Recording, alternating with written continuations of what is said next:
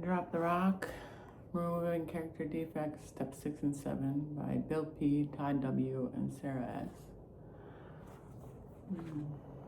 I read just to help my own nervous system and heal my brain injuries. So, here we go. Introduction. Seems there was this group of 12-step members taking a boat ride to this island called Serenity, and it was truly a happy bunch of people. As the boat pulled away from the dock, a few on board noticed Mary running down the street, trying to catch up with the boat. One member said, "Darn, she missed the boat." Another said, "Maybe not. Come on, Mary. Jump in the water. Swim. You can make it. You can catch up with us." So Mary jumped into the water and started to swim for all she was worth. She swam for quite a while and then started to sink. The member on board, now all aware that Mary was struggling, shouted, "Come on, Mary, don't give up. Drop the rock." With that encouragement, Mary started swimming again, only to start sinking again shortly after. She was going under when she heard all those voices shouting at her, "Mary, drop the rock. Let go and drop the rock." Mary was vaguely aware of something around her neck, but she couldn't quite figure out what it was. Once more, she gathered her strength and started swimming. She was doing quite well, even gaining a little on the boat, but then she felt this heaviness pulling her under again. She saw all those people on the boat holding out their hands and hollering for her to keep swimming and shouting, "Don't be an idiot, Mary, drop the rock." Then she understood when she was going down for the third time. This thing around her neck, this was why she kept sinking. When she really wanted to catch the boat, this thing was the rock. They were all shouting about resentments, fear, dishonesty, self-pity, intolerance, and anger were just some of the things her rock was made of. "God, help me get rid of the rock," she prayed. "Now, get rid of it." Mary managed to stay afloat long enough to untangle a few of the strings holding the rock around her neck, realizing as she did that her load was easing up. Then, with another burst of energy, she let go. She tore the other strings off and dropped the rock. Once free of the rock, she was amazed how easy it was to swim, and she soon caught up with the boat. Those on board were cheering for her and applauding and telling her how great she was, and how it was good to have her with them again, and how now they could get on with the boat ride and have a nice time. Mary felt great and was just about to indulge in a little rest and relaxation when she glanced back to shore. There, a ways back, she thought she saw something bobbing in the water, so she pointed it out to some others. Sure enough, someone was trying to catch the boat, swimming for dear life, but not making much headway. In fact, it looked like the person was going under. Mary looked around and saw the corners of the faces of other members. She was the first to lean over the rail and shout, "Hey friend, drop the rock." Mike shares this experience with dropping the rock. Before its discussion of Step 4, the Big Book says, our liquor was but a symptom, so we had to get down to the causes and conditions. A thorough inventory reveals those causes and conditions. The fifth step allows us to share with them with God and another human being, and so remove the inner pain they have caused in our past lives. After finishing my fifth step, I discarded the inventory, but kept a single page that listed the major character defects. That list would come in handy later.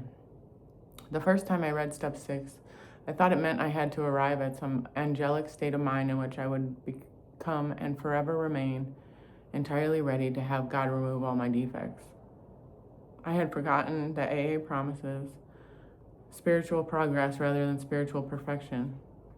12 and 12 set me right. It calls Step 6 AA's way of stating the best possible attitude one can take in order to make a beginning on this lifetime job. To me, that means Step 6 is not a one-time matter. It stretches over a lifetime of recovery. Even that best possible attitude is always just a beginning. One morning while I was at Hazelden's Fellowship Club in St. Paul, Minnesota, I awoke very early and knew it was time to make that beginning. I took out the list of defects, read it over, and asked myself two questions. Why are you holding on to these things? And what did these things ever do for you? I may choose to hold on to them for fear of letting go, but holding on to them for years and years led me into alcoholism. So I got on my knees and recited the Big Book's 7-step prayer, which asks God's help in replacing our willfulness with His will for us. The 12 and 12 calls that replacement a basic ingredient of all humility. I went to Hazelden for treatment because I was sick and tired of being sick and tired. I believe we get active with step 6 when we get sick and tired of being sick. Sick and tired of the character defects of which alcoholism is a symptom. Sick and tired of their effect not on our past, but on our present life. In this ongoing process, the program is asking us to go where none of us have ever been before, into lives of lessened fear, diminished anger, fewer resentments, and genuine self-esteem instead of self-pity. There is a price, however, the willingness to challenge and change patterns of thought, speech, and behavior that may have gone unchallenged for 10, 20, 30 years or more. These stories from Mary and Mike are good illustrations for a better understanding of working the 6th and 7th steps. The first 5 steps have supplied the foundation of recovery. The next 2 steps begin the active day-to-day solution, removing what blocks us from our usefulness to others and to our higher power, and especially and ultimately what blocks us from ourselves. There are 4 basic reasons we won't be entirely ready to work the 6th and 7th step. The first is a conscious decision that we will never give up a specific character defect. Next, we blame our defects on others, people, situations, and institutions. Third, we rationalize. Our capacity to rationalize is unlimited. Before recovery, we spent years on this one, throwing up barriers against unpleasant realities. Finally, it's denial. We're totally unaware of our own contribution to the problems. The order of the 12 steps occurs for a reason. There's not much use in doing our amends on step 8 and 9 if there is no sign of our willingness to change by doing steps 6 and 7. How many times in active addiction did we say we were sorry without the slightest intent of changing our behavior, so we wouldn't have to say we were sorry again? Working steps 8 and 9 is hollow unless we've begun working the 6th step with humility as our guide. The promises in the Big Book, pages 83 and 84, come after this discussion of step 8 and 9. Let's look at the words of Sam Shoemaker to gain some clarity on what the 6th and 7th step are asking of us. Sam was the Episcopal clergyman who ran Calvary Church and Mission, where first Evie T. and then Bill W., AA's co-founder and primary author of the Big Book, began their recovery. Bill W. credited Shoemaker with passing on to him and the early AAs the spiritual keys that make up the program and the 12 steps. Shoemaker wrote about the necessity of making daily surrenders. Yes, the 6th step is also about surrendering, just like the 3rd. But Shoemaker made one point very clear. We surrender as much of ourselves to as much of God as we understand. In other words, our spiritual progress is based on indirect proportion to our dropping the rock.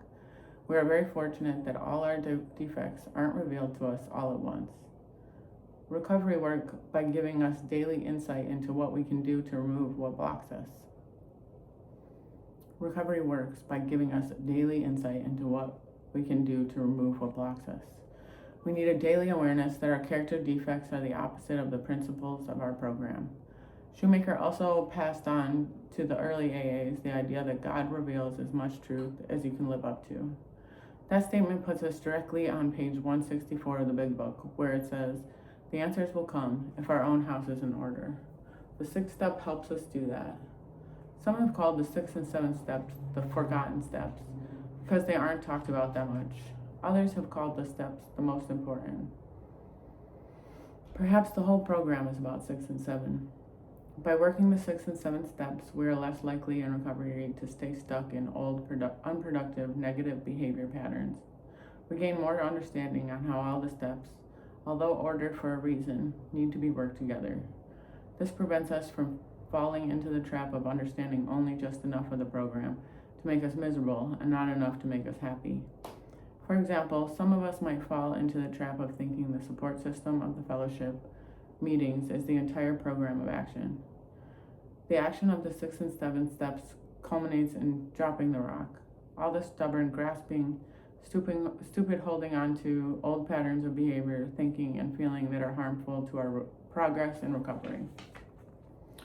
For another insight, let's return to Schumacher, who believes progress in the spiritual life is based on the looking inward and upward, not outward and downward. Reading Drop the Rock is a way of getting into the principles behind the 6 and 7 steps, not only for understanding, but for action. We'll be looking at a number of ideas and examples of how men and women have made positive changes in their lives by working these steps, and by showing up in meetings to tell others of their experience. After doing our 5th step, many of us were directed to go home and to read the 2 paragraphs in the big book on the 6th and 7th step, and then to do the steps. Who wouldn't want to be rid of those defects of character, especially after talking about them in the inventory process? We uncovered a list of pain and agony and then shared it with another person and God. Of course, we wanted to be rid of those character flaws and habits. So we prayed to let our defects go and humbly asked God for help. We thought we had done the 6 and 7 steps, and that was that. Then, down the road, we started having the same difficulties and issues arising from the same defects that had plagued us before. We may not have practiced them or noticed them quite so much after doing a 5th step, but they returned with a force that scared and surprised us. We went back to our sponsor and said that perhaps we need to do another 4th and 5th step. We were feeling and acting very similar to ways we used to feel and act. What should we do? Or perhaps after years in the program, things seem to just have gone flat. There doesn't seem to be the same old spark, and the meetings just aren't as interesting as they once were. We've drifted into a numb place where there seems to be little growth and little reason to change. Can we explain why we aren't entirely ready? Why can't we humbly ask? What's in our way? If our sponsor is a good one, perhaps he or she responds that maybe it isn't the 4th and 5th step that needs repeating, but that it is time to take a real look at the 6th and 7th. Rather than blaming the program and the people in it for the flatness in our lives, maybe it's time to rejuvenate the growth process through a jumpstart of the 6th and 7th steps, remembering that the program helps those who help themselves. The program works for those who understand it. Bill's thoughts on principles versus character defects. I once spoke at an AA group's anniversary meeting in St. Paul, Minnesota, and left the members with a riddle. If the principles of the 12-step recovery are not the 12 steps, then what are the principles? I returned to the same meeting about a year later to present a sponsee with a sobriety medallion, and a few people approached me with the following comment. I've been looking all year since your talk in the literature for the principles and can't find them. My answer to these group members was the same one I gave my sponsees. The principles of the 12 steps of recovery are the opposite of our character defects. In recovery, we try to take the opposite of our character defects and shortcomings and turn them into principles. For example, we work to change fear into faith, hate into love, egoism into humility, anxiety and worry into serenity, complacency into action, denial into acceptance, jealousy into trust, fantasy into reality, selfishness into service, resentment into forgiveness, judgmentalism into tolerance, despair into hope, self-hate into self-respect, and loneliness into fellowship. Through this work, we learn to understand the principles of our program. Such work may look like an overwhelming goal to an outsider, but those of us in recovery know that our true goal is progress, not perfection. As the Big Book tells us, we are not destined for sainthood, and we should not be discouraged when we cannot maintain anything like perfect adherence to these principles. The point is that we are willing to grow along spiritual lines. The principles are guides to progress.